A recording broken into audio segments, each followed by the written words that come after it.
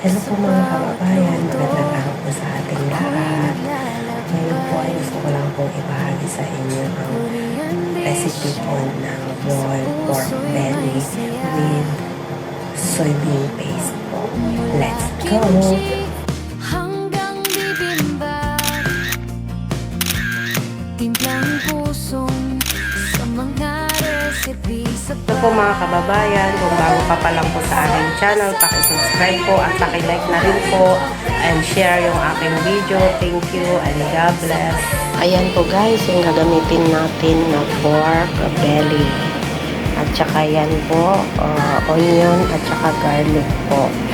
Lalagyan din po natin yan ng 2 tablespoon yung soybean paste po. Yan po siya, inalis po natin siya dyan sa wok. Tapos ilalagay na po natin itong soybean paste. Ilagay lang po natin dyan. Tapos mamaya po ay lalagyan po natin ng tubig. Punuin po natin yan. Tapos iboboil po natin siya ng matagal. Hanggang sa okay na po na yung pork belly. Yung medyo malambot po. Yan na po. Nilagyan na po natin siya ng maraming tubig. Yung makover talaga po yung pork. Tapos, tatakpan po natin siya.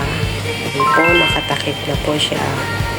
Tapos, antayin lang po natin na kumulo hanggang sa lumambot po yung pork belly.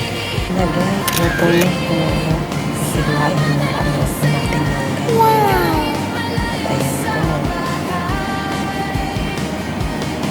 sa iyong mga subscribers, kasama sa laban, luto at kwento, huwag sanang huminto.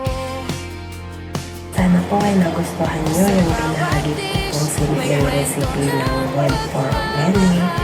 Maraming salamat po sa panonood. At sana po, kung hindi pa po kayo nakasubscribe sa aking channel, mag-subscribe po kayo at paki-like and share na rin po ang aking video. Panoorin na rin po yung iba pong mga videos na na-upload.